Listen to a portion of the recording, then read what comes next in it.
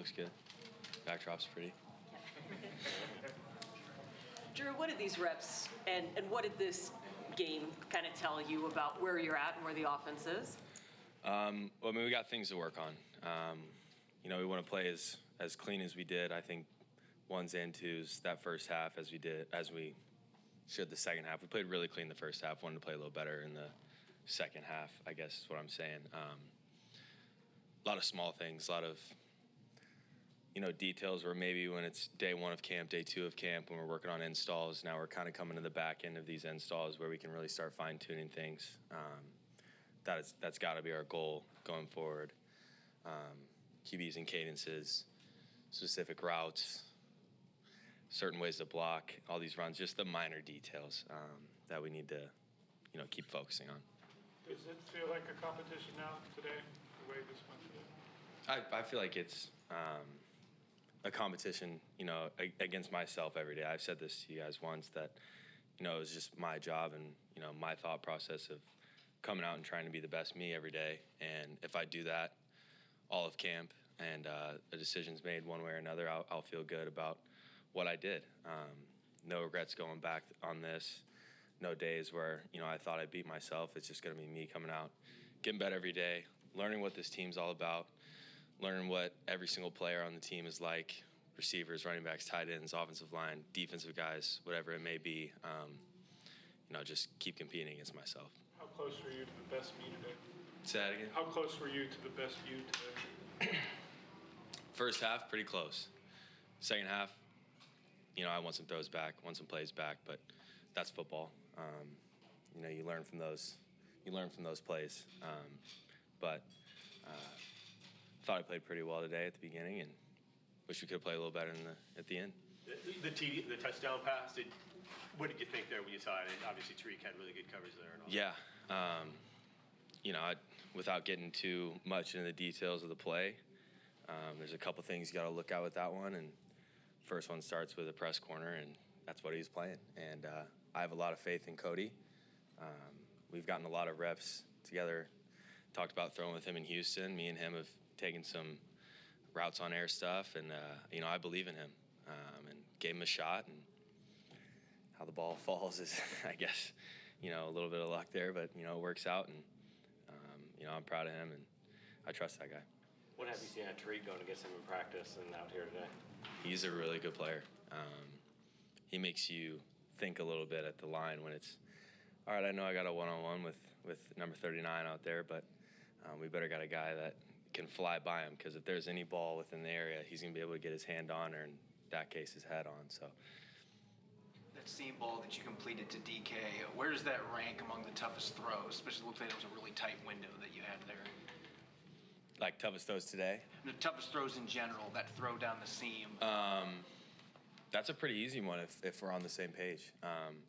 I know I haven't got a lot of reps with him, but I tend to think I have a good feel for, speed, guys moving, making cuts, and no, I wouldn't say that was even up there in the top 10 for me. That was a routine play. I mean, it wasn't he, made a pretty good catch on it, but we're gonna go back, look at it, and see if we can make it easier. But I was pretty confident when it left my hand. Where do you feel like you are right now, sort of in your command and knowledge of the overall offense and things like that? I think really good, really good. I go up there and, there's zero extra thought going into it. I know what I'm doing when I break the huddle. I'm looking for the looks that I need to see, and change protection, getting us out of certain run looks, getting us into other run looks from a pass. I feel really, really good. I think it's a testament, again, I said this, to Dave and Shane. They've done a really, really good job, and even Carrie in there with us. You feel really confident when you come out here, and it feels really, really good. You got some reps with the ones today, were efficient, like you said, as close as you thought you could be to your best in the first half. You're still relatively new here. Here you are in a mock game. What do you think you showed coaching staff, your teammates, fans who were kind of wondering about you today? Yeah, I think I showed that I can adapt really well. You come out and energy's up. This is, again, like you said, a mock game, and you go out there, and that was my first two series with the ones. and we scored both times we were all together. I think it says a lot about just the feel aspect that I have of playing quarterback. You know, you don't get a lot of reps to those guys. It's interesting when you watch DK run a route compared to basically anyone else in the world. Tyler as well. And to be able to go out there and, you know, feel confident, roll down the field and put points up on the board, it's what I wanted to do with those guys. It's what I wanted to show today, and I'm happy I did that. Before you came in here, Gino was asked about this competition. He said, you know, I want to go on record no matter what happens. I've got Drew's back. You guys are fighting for a big job, both of you. Like, what does that mean to you that he says that about you? Yeah, it means a lot, and that's the exact same thing, you know, that I would say up here. You know, I went through that with Teddy last year. When Teddy got announced the starter in Denver, I did everything I could for him throughout the week and even on game days. And you know, I would do the same here. Go on the record saying that I'd have Gino's back, and I'd do everything I can throughout the week to make him, you know, feel good going into game day on Sunday. That's what that job is, and I'd give everything I got for him if that ended up being the case. How do you feel like today specifically that you balanced taking what was there and then finding deep shots down the field? Yeah,